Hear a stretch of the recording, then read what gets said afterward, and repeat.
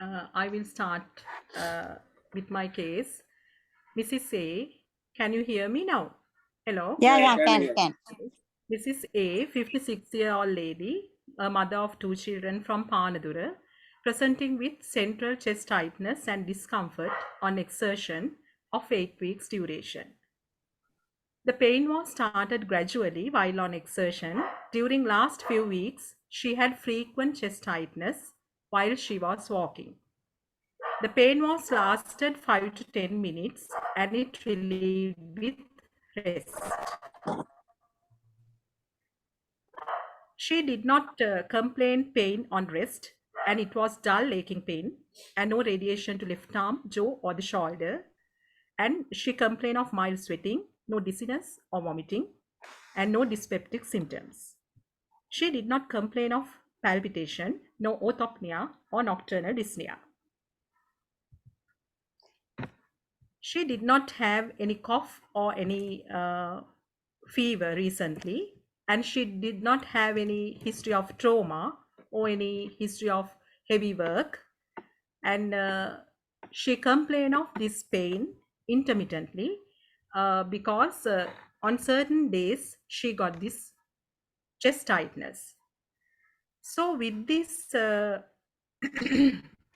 clinical history, what are the things we have to consider as a differential diagnosis?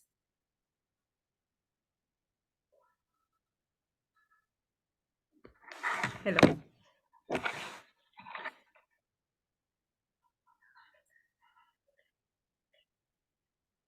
Yeah, we can consider it as a stable angina because the patient present complaint of chest pain while on exertion and no pain at rest.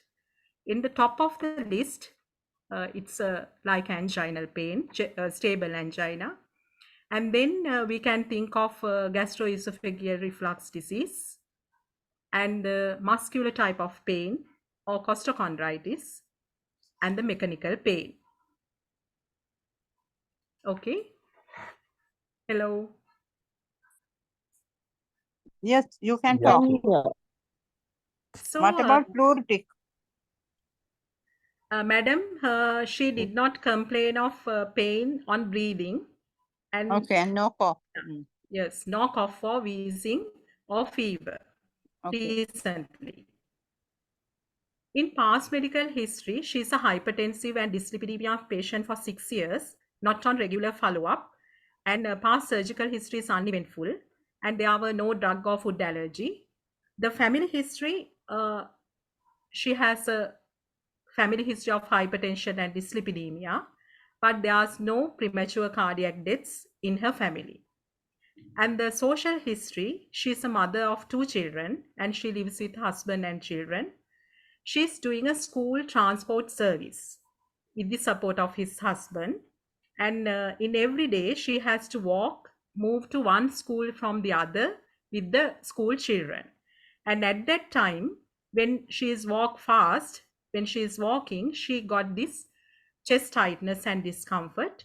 Then she has to stop for a while and then again restart walking. But she complain of this pain on certain days only. It is an intermittent type of pain. And her menstrual history, she is a menopause at the age of 51 years and no postmenopausal symptoms. Her appetite is good and her sleep also good, and she's not complain of any loss of appetite or loss of weight recently. So she's very concerned about this problem because she's worried about this condition and because it affects her day-to-day activities. And she wanted to do some investigations to overcome this problem. So that's why she came for the medical advice. So when we move to the examination part, she looks well, not depressed. There was no any mood changes, and the body mass index was 23. She is not pale, not dyspneic. JVP not elevated. no leg edema, and no bibasal crypts. Her pulse rate was 80 beats per minute, regular and good rhythm. Blood pressure 150 by 90. Heart sounds normal. In the lungs was clear, no basal crypts, and the abdomen is soft, no epigastric tenderness. And the thyroid gland, there were no thyroid swelling, it was normal. So we ordered some investigations, ECG, 6 minutes walking ECG, and we plan to do the basic investigations like fasting blood sugar, full blood count, lipid profile, and the TSH. And we plan to assess her cardiac status by doing the exercise ECG and echocardiogram. So then she came few minutes ago, after few minutes, she came with her ECG, exercise 6 minutes walking ECG. It showed some slight ST depression on V4 to V6. And then 1 week back, she came with all the reports. Fasting blood sugar was 98 milligram per deciliter. Hemoglobin was 11.3, HbA1c 5.8, total cholesterol 251, LDL 150, triglyceride 113, HDL 43, TSH 2.1, and she came with the 2D echo. It was normal. So with this history and clinical examination and the investigations, we are coming to we came for the differential diagnosis, and I identified the few problems of this patient. My first problem was a stable angina, and then the hypertension, dyslipidemia, and the poor drug compliance. So we moved to the management part. So after coming the patient, I counsel the patient, and patient counseling and health education done regarding the uh, heart disease, and reassure the patient because she is very concerned and she worries about that.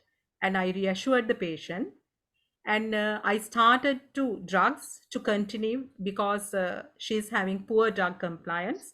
So we started losartan 50 milligram BD and increased the dose of atovastatin 40 milligram nocte, and start bisoprolol 5 milligram BD and the GTN for the symptomatic relief. And we gave the referral letter to the cardiologist for the exercise ECG and the cardiology opinion. So when we give these drugs, especially I ask her to take these drugs properly because she has two risk factors, hypertension and dyslipidemia. So I explained the condition to her to take, when she take GTN tablets, she can get some kind of side effects like headache and some dizziness and some faintishness like things. And then I did the safety netting also because I told her if she got some kind of very severe chest pain, she has to come as soon as possible to the nearest hospital. So I encourage her to come 2 weeks time with the to review her condition and reassure her, and then we plan to see the exercise ECG as well. So then what are the common causes of the chest pain? So there are several causes of the chest pain. So it's a wide spectrum of the condition. So it may be a benign, simple benign condition, or it can be the emergency situation. So in a cardiac pain, we can categorize this as it can be the coronary artery disease, aortic valvular disease, pulmonary hypertension, and mitral valve prolapse, pericarditis. These can present as a chest pain. And the pulmonary causes, the pulmonary embolism, it's a acute event, and the pneumonia, pleuritis, and the pneumothorax. In the vascular causes, dissection of the aorta, and the neural causes, herpes zoster, and the musculoskeletal causes like costochondritis, arthritis, and the muscular spasm. GIT, ulcer disease, and the hiatus hernia, GORD symptoms, cholecystitis present as a chest pain. And the emotional, sometimes anxiety, and the depression also coming as a chest pain. So it's a wide variety of the causes, but with the patient come with the history of chest pain, we have to evaluate by the clinical history, examination, and the investigation to find out the cause for that. So next, I'm going to talk about the coronary artery disease. So as we know, it's a dynamic pathological process due to accumulation of atheromatous plaques inside the coronary arteries. It leads to alteration of coronary circulation and causes reduced coronary blood flow. This will cause myocardial ischemia, and the clinical presentation of coronary artery disease can be classified as acute coronary syndrome and chronic coronary syndrome. So, acute coronary syndrome, as we know, myocardial infarction, non-ST elevation MI and ST elevation MI, and unstable angina, we consider as a acute coronary syndrome. In chronic coronary syndrome, often referred to as a stable ischemic heart disease, and is a prevalent condition worldwide and Sri Lanka. Globally, it is estimated that over 110 million people are living with coronary artery disease. The prevalence tends to be higher in the developed countries due to risk factors like unhealthy diet, sedentary lifestyle, and aging populations. However, low and middle income countries, we can see the rapid rise due to urbanization and lifestyle changes. In Sri Lanka, cardiovascular disease, including chronic coronary syndrome, are the leading cause of mortality, and studies estimates that it affects approximately 7 to 10% of the adult population.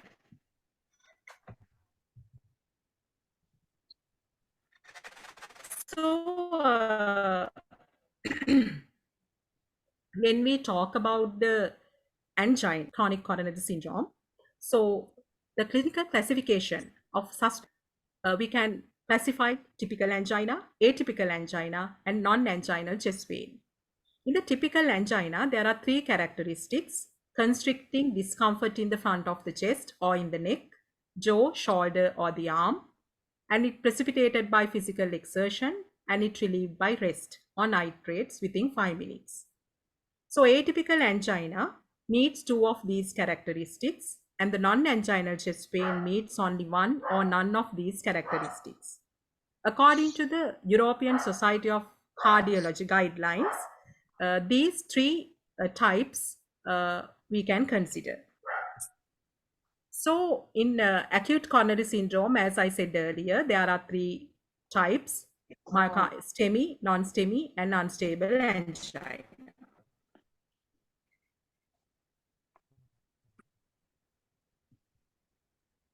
So according to the European Society guidelines, Cardiology Society guidelines, these guidelines have been revised to focus on chronic coronary syndrome instead of stable coronary artery disease.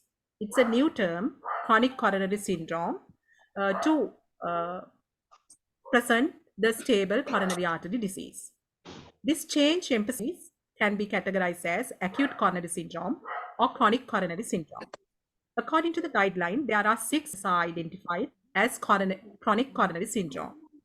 If a patient with suspected coronary artery disease and stable anginal symptoms, with or without dyspnea, they consider as a chronic coronary syndrome.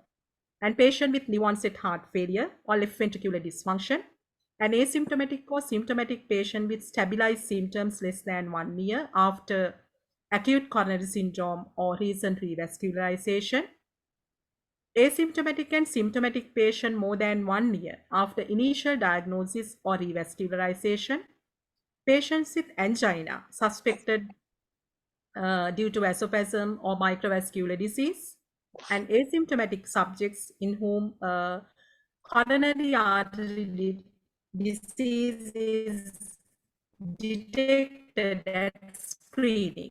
These six scenarios they consider as a chronic coronary syndrome.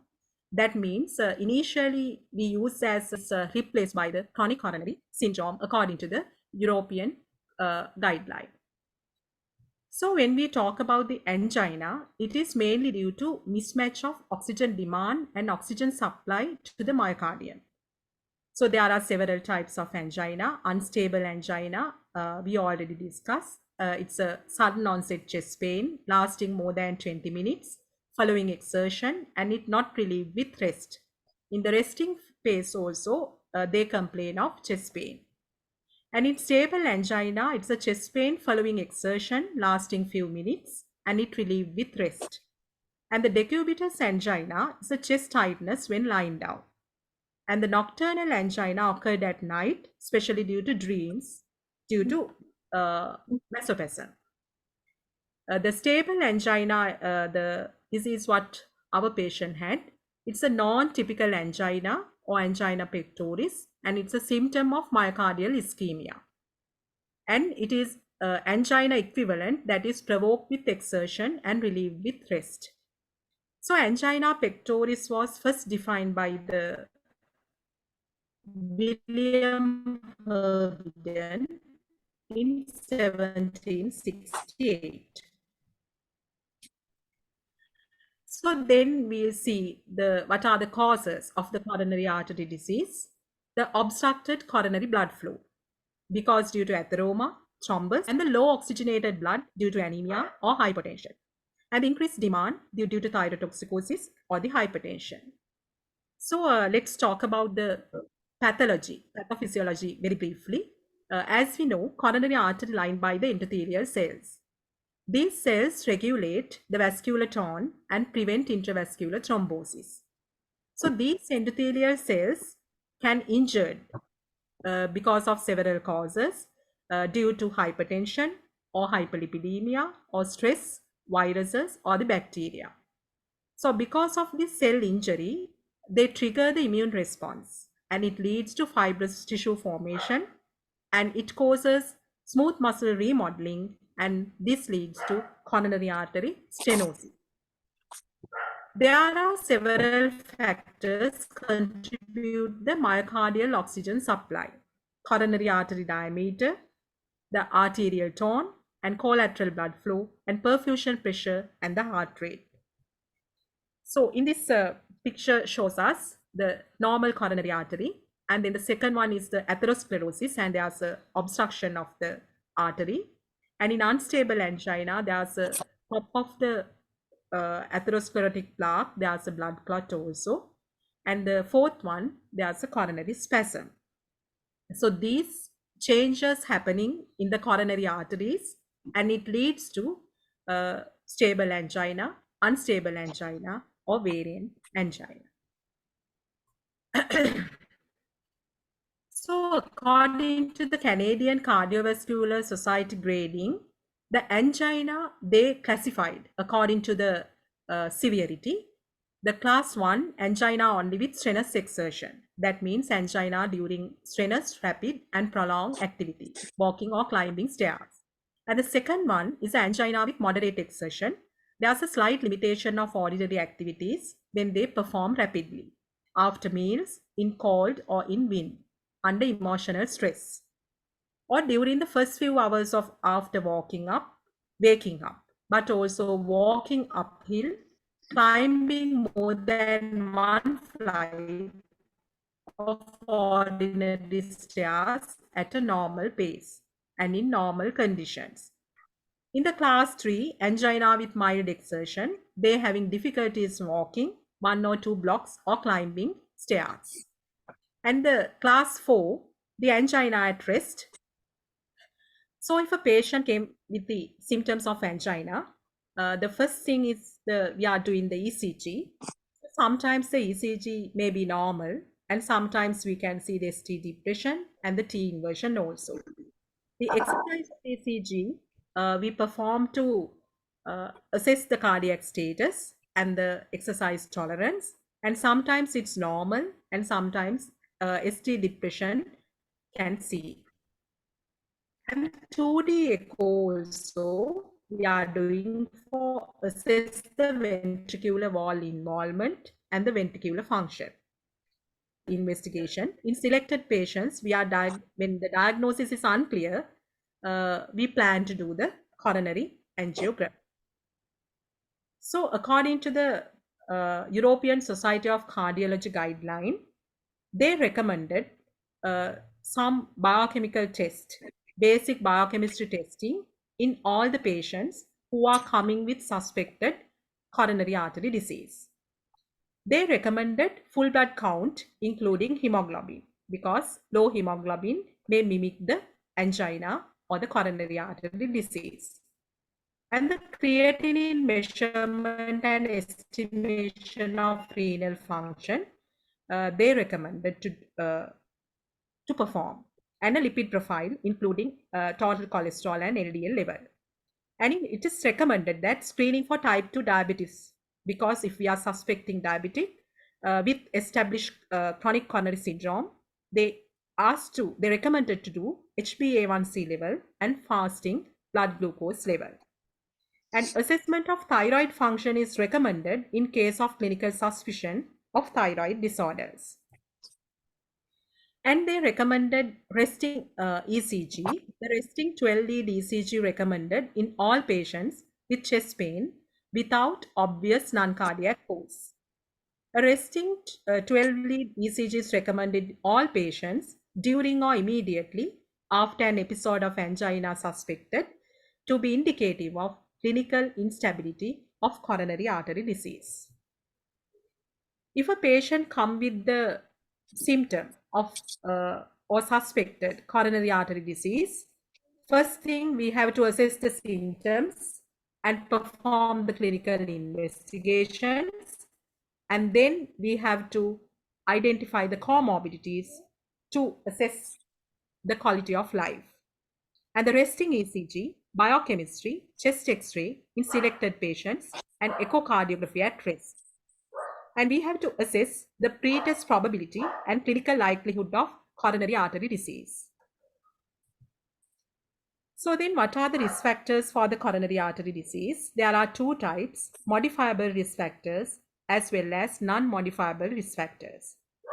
So modifiable cardiovascular risk factors, the diet and the blood pressure and weight and the exercises, smoking, alcohol, diabetes, and the hyperlipidemia. These are modifiable risk factors. But the age and the genetics and the gender is non-modifiable risk factors. We can't change those risk factors. So I think we all have seen this card. This is a cardiovascular risk assessment card we all are using in our clinics because this reflects the 10-year the risk we can get the coronary artery disease, the 10-year assessment. In the future, if the patient can get the chance to having a coronary artery disease, we can assess by using this chart. So multiple risk factors contribute to the coronary vascular disease assessment: the gender, age, systolic blood pressure, total blood cholesterol, smoking, and prevalence of diabetes. Before you start, we have to select the, we have to know the blood cholesterol level and whether the patient is diabetic or not. We can select the card according to the gender and the smoking or not, and according to the age and the blood pressure. Then we can assess whether this patient is in a low risk or the high risk. If it is less than 10, it is a low risk, and if it is more than 40, it's a very high risk. And the low risk, moderate, and high risk we can assess by using this chart. So when we talk about the management of the patient with chronic coronary syndrome, the main thing is we have to manage the dyslipidemia and the blood pressure and the diabetic, to advise to stop smoking, and the weight reduction and aerobic exercise. The pharmacological treatment, the mainly the symptoms control by nitrates, beta blockers, and the calcium channel blockers, and the alternative drugs like nicorandil, ivermectin, and the ranolazine, AC inhibitors, and the statins. And then finally, if this medical optimum treatment is not control the symptoms, we have to go for the revascularization, PCI, and CABG. So the prognosis depends on the etiology of the patient and the aggressive risk factors modification and medical optimization is important in prognosis. So according to guidelines, they recommended lifestyle recommendations, the smoking cessation. So mainly use pharmacological and behavioral methods to help patients to quit smoking and avoid passive smoking also. And they mainly focus to the diet, and the diet high in vegetables, fruits, and whole grains, limit saturated fat less than 10% of total intake, and limit alcohol to less than 100 gram per week. And then physical activity, they recommended to 30 to 60 minutes moderate physical activity most days, and even irregular activity is beneficial. And the healthy weight, obtain and maintain the healthy weight. The BMI should be less than 25, or reduce weight through recommended energy intake and increase physical activity. And then they also recommend take medications as prescribed. And the sexual activity is low risk for stable patients, not symptomatic, at low to moderate activity levels.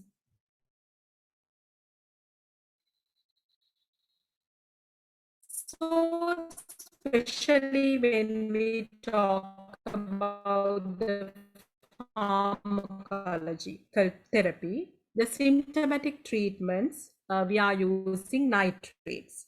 Nitrates useful in symptomatic relief, causes vasodilatation, reduces venous return to heart, provides rapid heart rate and blood pressure and contractility of the heart. And it decreases the cardiac. AC inhibitors or ARB, they control the blood pressure and used in primary prevention. And HMG-CoA reductase inhibitors, they stabilize the plaques. So this diagram shows the anti-ischemic therapy, beta blockers, calcium channel blockers, and nitrates. And the newer drugs like ranolazine, nicorandil, and ivermectin. And the vascular protective therapy, aspirin, statin, and AC inhibitors. And finally, CABG and PCI. So, according to the European Society of Cardiology guidelines, they recommended the nitrates recommended for the immediate relief of the angina. And also they indicated the beta blockers and calcium channel blockers to control heart rate and to control the symptoms. So they recommended treatment of symptomatic patients require one or more drugs for the relief, the angina or ischemia relief in association with event prevention. And it's recommended the patients are educated about the disease and risk factors and the treatment methods. The timely review of the patient's response to the medical therapy is also important. They recommended to review the patient 2 to 4 weeks after drug initiation. So if a patient with stable angina, we have to give the information as well as the support, and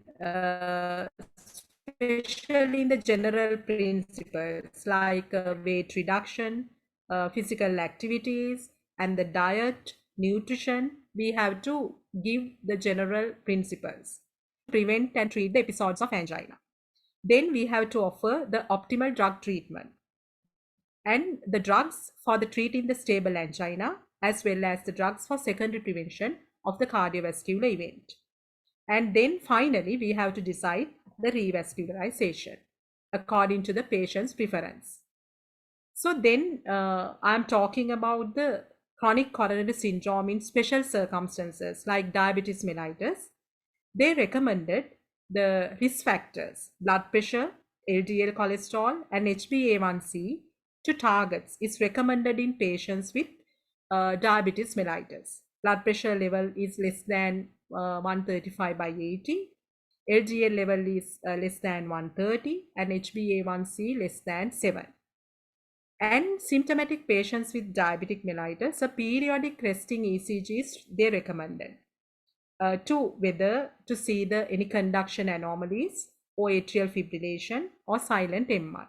So periodic resting ECG is important. And the AC inhibitor treatment is recommended in chronic coronary syndrome patients with diabetic for event prevention.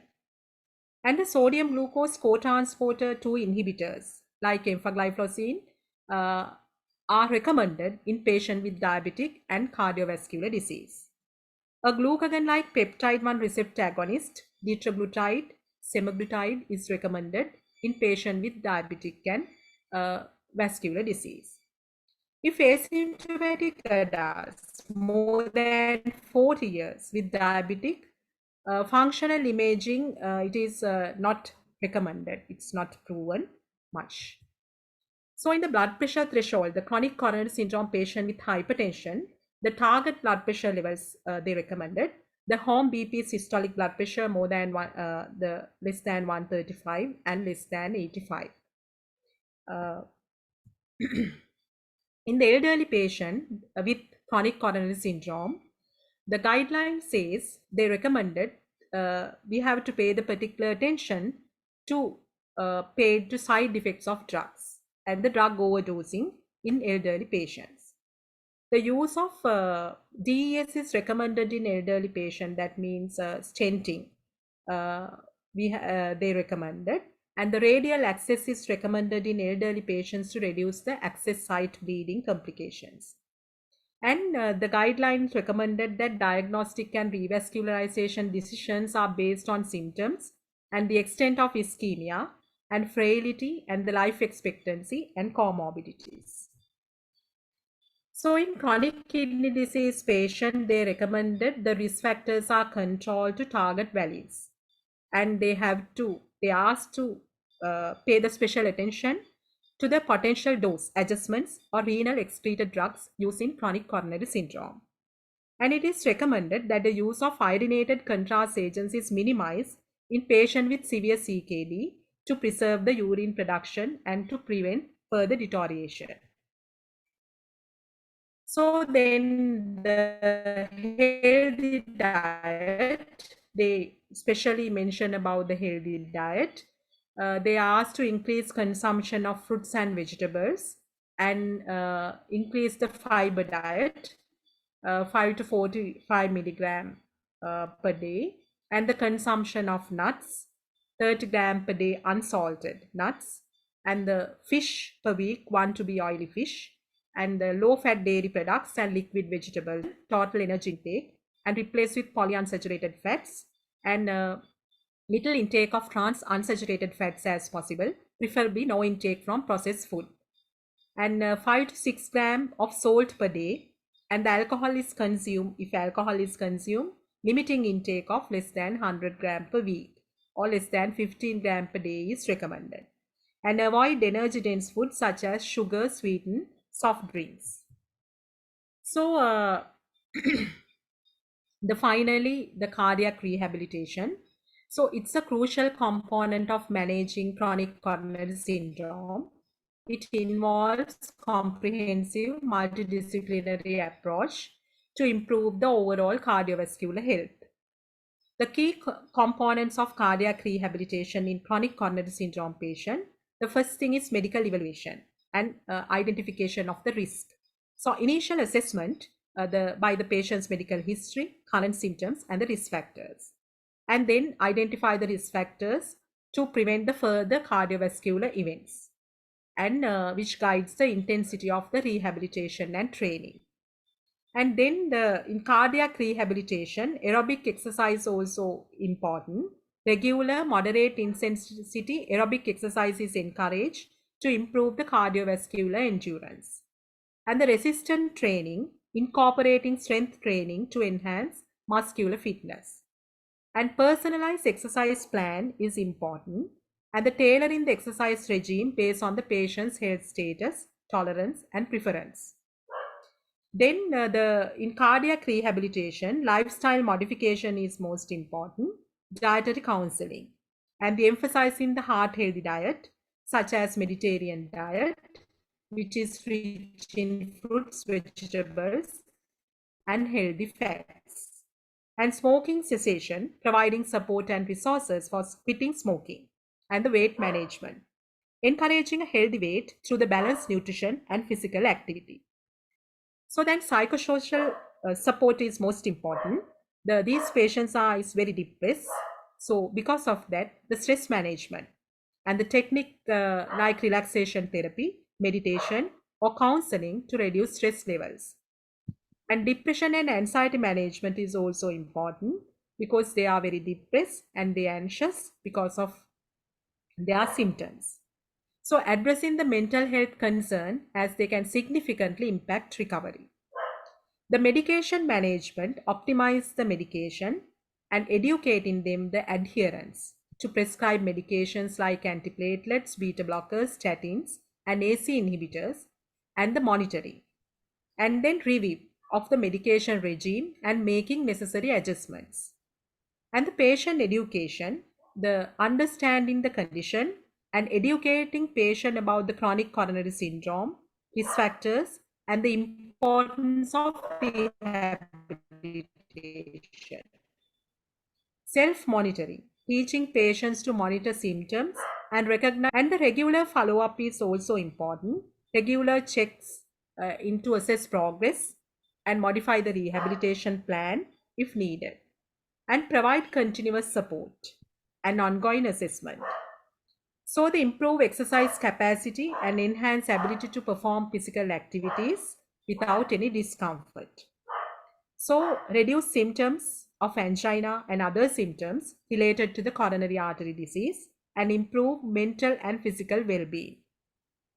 It causes lower risk of future cardiovascular events and decrease the likelihood of heart attacks or other serious complications.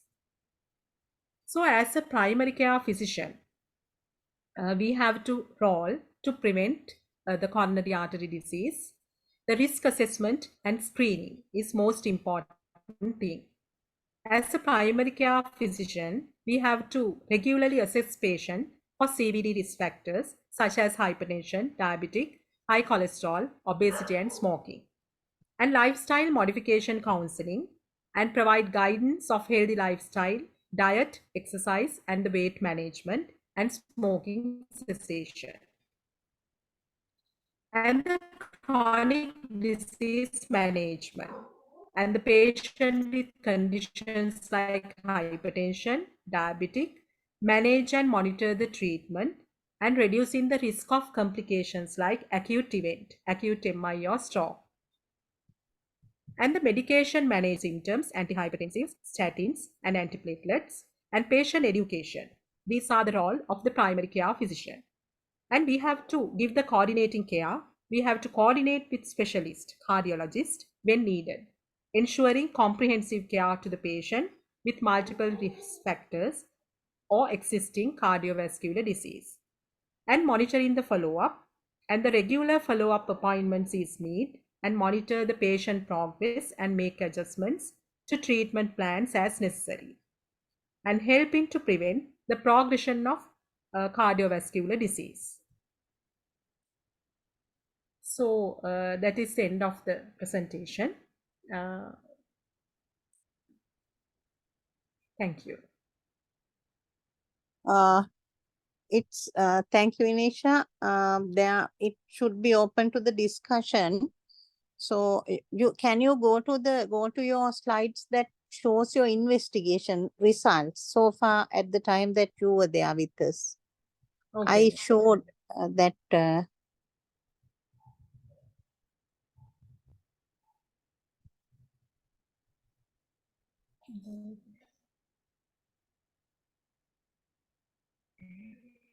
I want to discuss an important point. Not that you have mentioned about hemoglobin level and all somewhere. I have seen that in your presentation you sent to me. Yeah. There you are, right. That slide, she's, he or she the patient? This is madam. Huh? Yeah, hemoglobin 11.3. Yeah. So Yeah, hemoglobin is in the 11.6. He's a man, no? hemoglobin 11.3, He's a madam, man, this no? slide. Yeah, that is the thing. So Yes. he's a man, no? Sorry, madam. He's a man, no? Patient is a male or female? Female, no? Right, okay. Yes, madam. Then can you all, Female, madam. right, Lady. can you all identify any issues here? No, madam. She's female. Yeah, Lady. that's okay. So I ask others to identify any issues of that investigation list out of that. So give it again, that investigation list.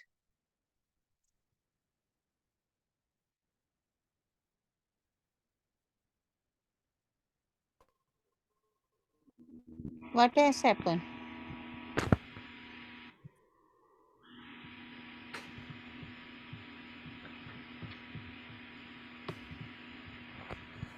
Madam, her hemoglobin level is low. No, I am not With asking for you to comment. I am asking others to comment here. So while you are going through this, so let me know the problems. Please come on.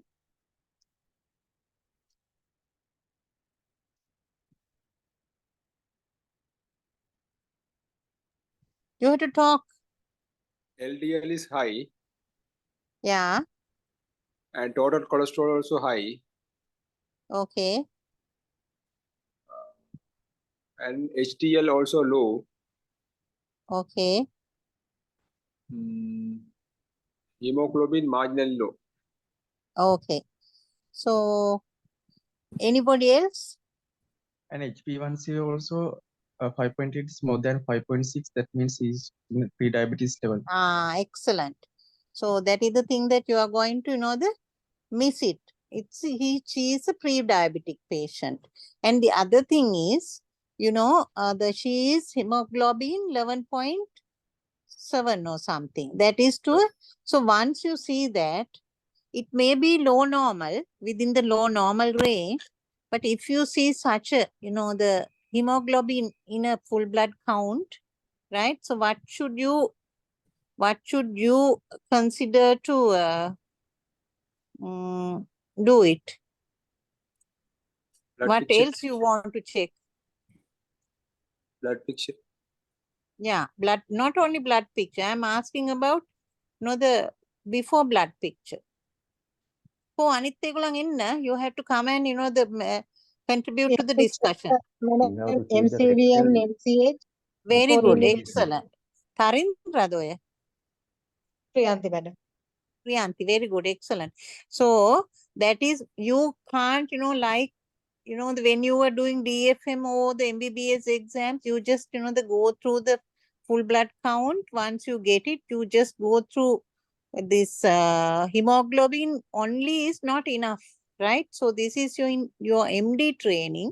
you have to, see if the hemoglobin level is more towards lower margin, right? Even though it's not that in lower, it's towards middle, but then you have to, of course, you have to go through your the hematological other indices.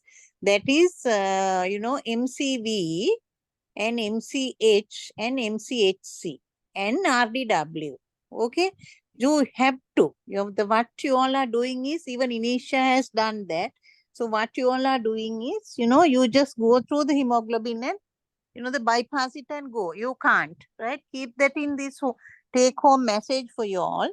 So because it will give you a lot of evidences regarding the patient's underlying the pathology. So this patient, even though Inisha mentioned it was 11.6 or 7, right? I can very well remember this patient's hemoglobin indices were less. That is, MCV is around, the not so much low. That is 79, right? MCHC then 30 or 29, right? Lower margin. Okay. And RDW also, it is low, right? It is 12 or 13 like. So then what will be the next, the uh, investigation? Then you have to check why this patient is marginally in case of anemia. No? So then you have to go for what else? Come on, men. Time is, the coming close to sleep. So please talk and, the contribute. Then we have to do a serum ferritin and Yeah, a blood excellent. picture, madam. Yeah, excellent. Serum ferritin and blood picture. It's very, very important, right? And as well as once you see such a thing, you have to inquire from the patient, right? These two tests, blood picture and the serum ferritin, is very important that we are doing, right, for our patients. For this patient, I have done that. I can remember she came, after Inisha's went from our training. So she came with, early iron deficiency anemia with low serum ferritin. Okay. So serum ferritin, it's normocytic, normochromic, as well as to a small portion of microcytic hypochromic as well. But serum ferritin is low, right? So with that, this patient's pulse rate, I can remember it was, the more than, so 90, 98 like ECG, right? This was a case we discussed. So this patient had, and we have sent to the cardiology assessment. Exercise ECG was not done because cardiologist has, the commented that patients 6 minutes walking ECG, the exercise ECG machine was out of order. No, Inisha? But 6 minutes walking ECG was, showing some ST depression with sinus tachycardia. Okay, so this is the learning, the point that I want you all to go through, right? So these patients, when the cardiac assessment, they told no evidence for the past history of any, the structural heart disease like the valvular stenosis or the evidence for the MI like hypokinetic segments and all. So because of that, it was out, and patient came with these blood reports, and then with the normal cardiology assessment, we thought of sending the patient for, ideally we can send for the coronary angiogram, but the patient, we gave the patient trial of the with education properly for the rich iron the containing the diet, and as well as we treated her with Animidox, right? Animidox 1 cap morning and evening, and then with vitamin C high doses. You know, patient in a month's time, patient came to us that Inisha, we managed by, the putting her these beta blockers and the guideline management, we did. But anyway, when we reassess this patient, after this Inisha went, patient came telling that it's okay, but she's getting the on and off palpitation as well as this chest pain still come, she mentions. Then we corrected that. We found that after checking these things, we found that she's iron deficient, and we started treatment. And after about the 1 month, right, patient came and told us that patient feels much better. Right, this is anemia induced, and the ECG also not much of sinus tachycardia and this ST depression. In case of the tachycardia also, you can identify like that, it's ST depressions. But here, ST depressions, this tachycardia became less, but anyway, it was there. But, it was very much, the reversed. So because of that, we can't say this patient is real candidate for the PCI as well, not PCI, the coronary angiogram. But in case of, because family history and the patients, considering the patient age and the postmenopausal lady, she is ideal to send for that angiogram as well, in case patient is not responding. That is not the first, the line therapy, as Inisha correctly mentioned about chronic, the what is the new term? Chronic Chronic Inisha? coronary Syndrome. syndrome. Chronic coronary syndrome, yes. So that is Chronic coronary syndrome. yeah. So that is the learning Yes. point that I have. I'm always telling you to think about patient-centered management. In this patient, because of this low hemoglobin, and as well as and we didn't think of that at the beginning, but later on we found it. And as well as the Inisha correctly the during examination and the history suggestive of hypothyroidism, and on examination, thyroid gland examination and the pulse, low volume pulse and the ankle, those are very important, right? Because that will give you cause for you to get the chronic coronary syndrome. So because of that, she very correctly got that. But you have to, and as Inisha was the mentioning so many causes and so many methods of management of such a patient, the chronic stable angina, that is chronic coronary syndrome. But those once you get the patient during your exam or at the time of the treatment consultation, right? When you get that patient, this patient will not have this 101 the causes underlying. So you have to find out why this patient got this. That is from your history, right? Correctly you have to analyze the history, presenting complaint, past medical, and the supportive symptoms, and those things you have to come out to identify is this angina, and as well as if so, what, and what are the underlying possible. So kindly mute. Please mute your phones. Please mute. Okay. And then you have to identify from the patient what is the problem, right? For this patient, of course, right? This patient, I can very well remember that patient had family history, but no premature heart deaths, right? That also you have to ask from. And no, this patient, she is, other than that, she's pre-diabetes as well. So you have to find out what is the most likely cause for this patient to get this. This anemia is one thing, and the other thing is, maybe the chronic coronary syndrome may be due to dyslipidemia and the plaque formation.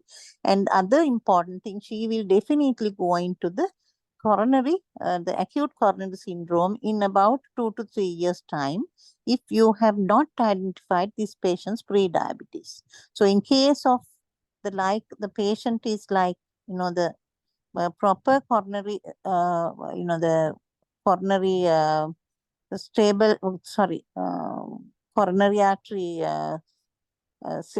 chronic coronary syndrome, okay? In such a case, you have to address this pre-diabetes management as well, not only from the diet. In fact, you can add a tablet called metformin, right? Other than that, you are neglecting these patients' the forthcoming risk. So because of that, in your exam, definitely you have to address that part as well, right? And since this patient was not, the diagnose on the follow-up, patient was really, the responded well. So because of that, we didn't urgently send the patient for that.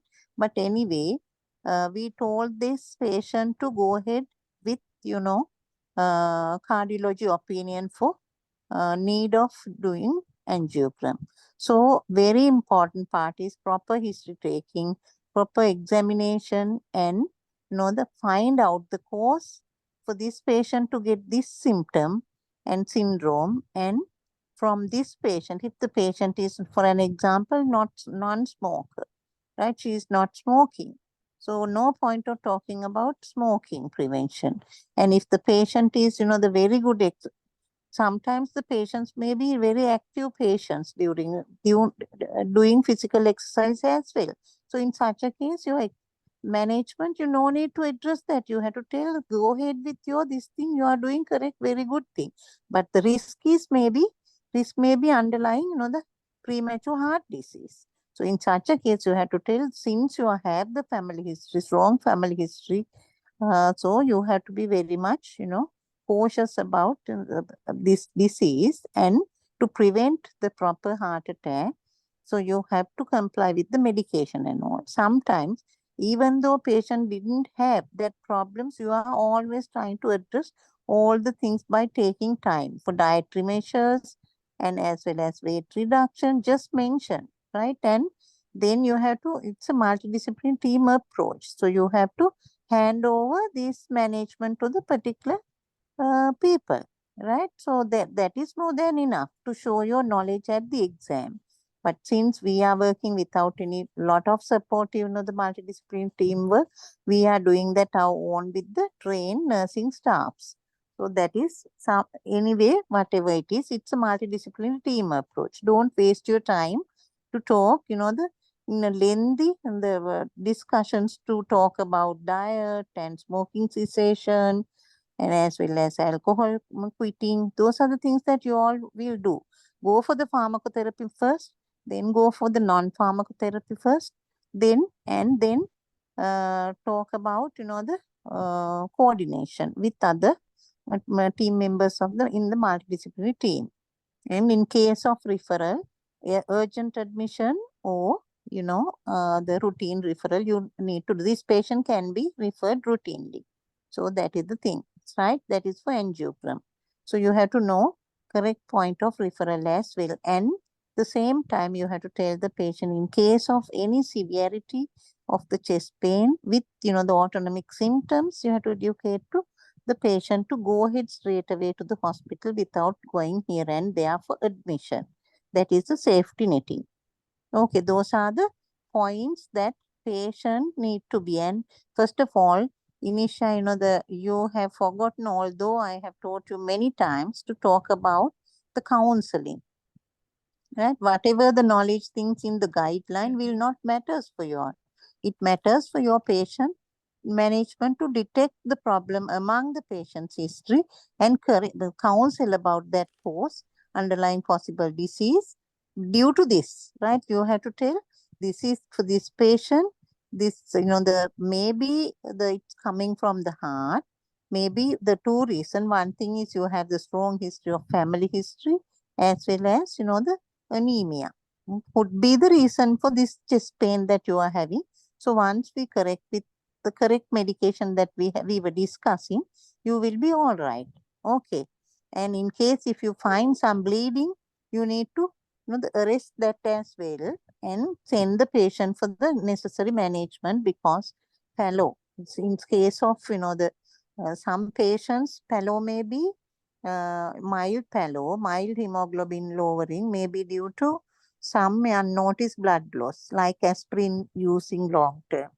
And as well as, some patients, they don't eat much, nowadays it's very common because malnutrition, it's, the part, symptoms are coming like that.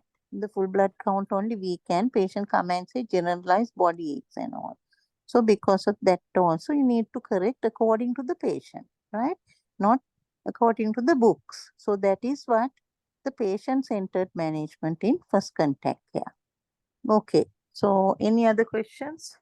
Inisha, thank you very much that you have done the lengthy discussion.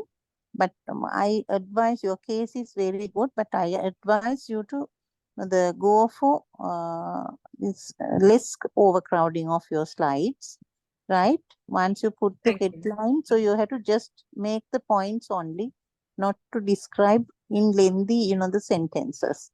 That is the quality.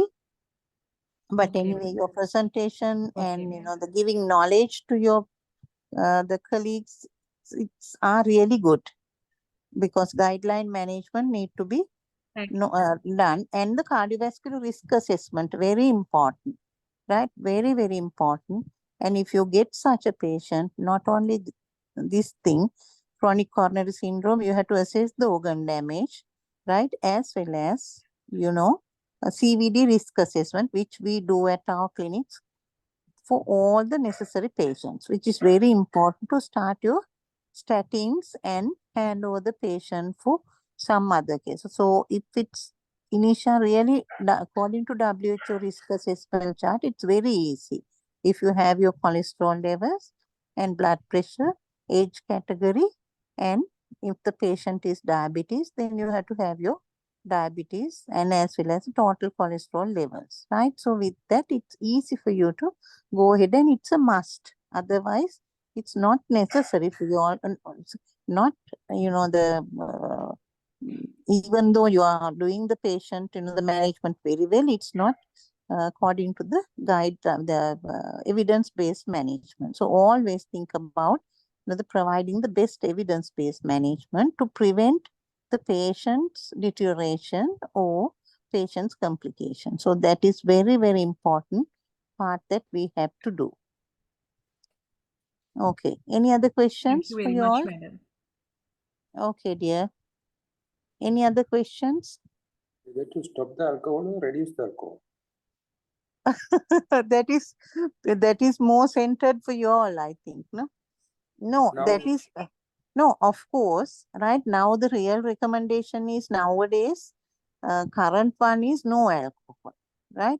But the people in not in this country, other countries, it's part and parcel of their lifestyle. That is, so some glasses of wine like that before they take for the dinner or meals, they used to take it. So because of that, they have restricted. But now current guidelines says no alcohol, because it's cardiomyopathy, and there are so many issues will come now with alcohol. Any other thing? Good question. when the patient's ejection fraction is 50, we'll have to start the impact procedure. Sorry.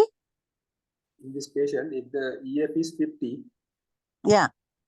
that is also another indication to start the impact. Yeah, of course. For such a patients, in case of the pre-diabetes management, you are talking, no? No, cardiac failure. Oh, yeah. Even though no diabetes, and this patient is pre-diabetes as well, it's really good for this patient to go for EMPA. Even no diabetes or pre-diabetes, it's very important question that you raised. We can give because cardiac remodeling effect is there for the EMPA. So that is really good drug, but the affordability is the issue in our country. But nowadays, even Panaduru, some days they have, but not continuously. But patients are willing. We discuss with patient, even if the patient, the ejection fraction is less than 30 patient also, we can't give. So in such a patients, if the around 45 like where metformin we can't give, so we introduce, patients will go because their own life, we can discuss with that. Good question. But here, dear, for this patient, because of, as you are correctly mentioning about, we have to think about the ejection fraction, but this patient's heart shows some, no any evidence of structural damage and no urgency for this patient to go for the PCI. But acute coronary syndrome, the first, the treatment is, the PCI, right, within that time. Not to delay it. But here you can wait for the angiogram and go while medical management optimization can be done. In such a case, if we have some evidence, right, then we have to think about that as well. Because in this patient, once we corrected anemia, patient symptoms, the gone. And with the lifestyle modification and the drugs that we introduced, it was really helpful.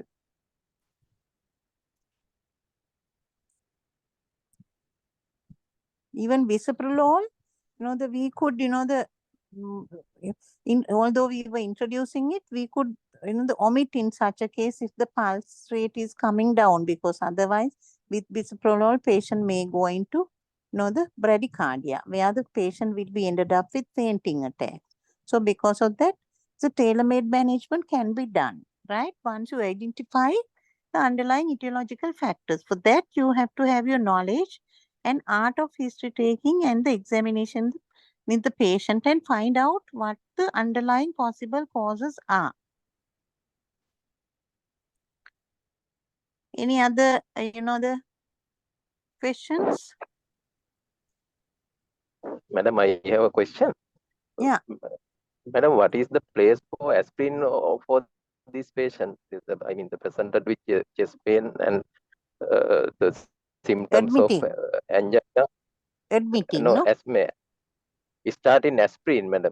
Aspirin. In the No, management. because, right, because, in case of, if we detected that this patient is, this is stable angina, not unstable angina, and as well as, there was one reason, the anemia, right, would have caused, the symptoms and the authentication. So with that, even though the no stable plaques and all, that is why the exercise ECG is very important in this patient. So if you find that in exercise ECG it's become positive, right, then we have to think about, after correction of this anemia, we have to think about, the putting the aspirin, right? But here, no such, but we, cardiologist gave opinion that 6 minutes ECG was not that, indicative, and only the, we put the patient on statins, right? So after angio, right, we can decide whether this patient is, how much, the coronary artery has gone into the damage. In such a case, we can.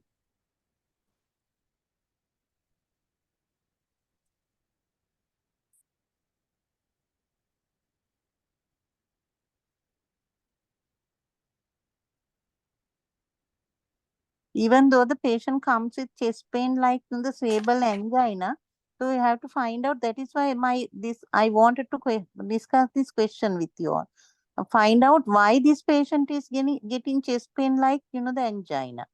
This patient, we was thinking stable angina, but no, after doing the ECG and the echo and all, No any evidence to detect that, and she responded very well for the this correction of anemia, right? And the these statins.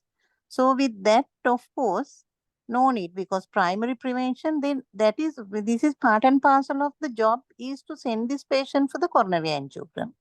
That's a must. After that, we can very well start it with the cardiologist opinion. But if the patient is, the severely, the angina, in the sense, even though you feel that stable angina, you are a patient, but once you take the history, it's sort of a severe, very close to, the unstable angina, like from stable angina to like that, then of course you have to start. No question.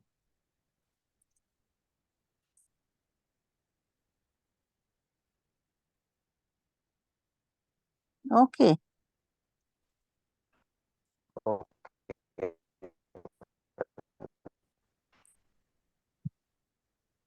Because as the initial discussed very nicely, it's the oxygen, less oxygen supply to the coronary muscles, and then for that, either it may be anemia induced one or the blocking of the coronary arteries.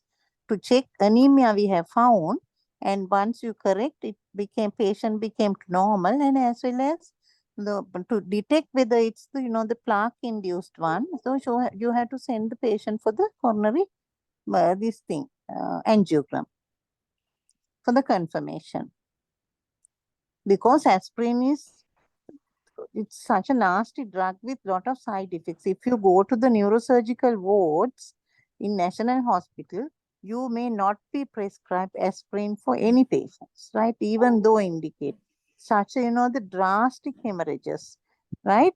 And the patients, lot of patients might die of it. So I have seen many, right? So please go and see whenever you go to such, in case, right? If you find a chance.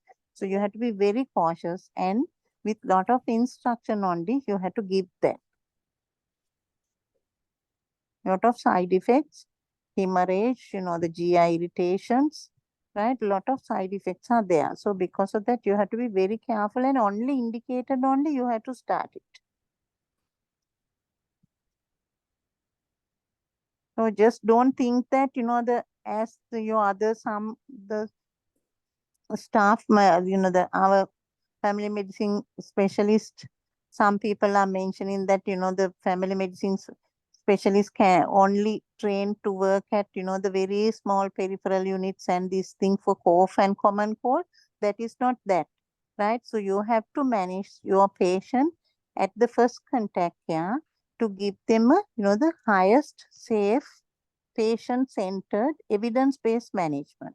So because of that is the world trend, even though Sri Lankan professors and some people are telling that, in the family medicine professors are telling ourselves and to other specialists that we are not trained to have such a, the management of such a evidence-based management of our patients at first contact. Yes, that is a total lie. So don't get trapped that you are up in par with at the end of your training at base hospitals. You are in par with, the knowledge like the other specialists. So this is your privilege to know, like the other countries, the way that we, the exposed at our postgraduate training in UK. So that is why we want to give you the base training for our, the students. So we have that commitment. So don't worry till your exam. Are not only that, after that as well, our acting consultants and senior registrars are with us. We are there to help them. So don't worry. I wish you all the very best. So any questions? If you don't have, you can, again, I must thank Inisha. She showed, and not only she, Inisha and Suimali. So both, were very, much enthusiastic to see patients, and they got enough knowledge by seeing lot of patients with the full scope of scope in family medicine, and they have updated with guideline management and as well as the best evidence-based management, and they have improved their examination skills. I hope that they were really enthusiastic. They gave me a lot of pleasure to work with them. So thank you very much, Inisha, for your very good presentation. Thank you very much, madam.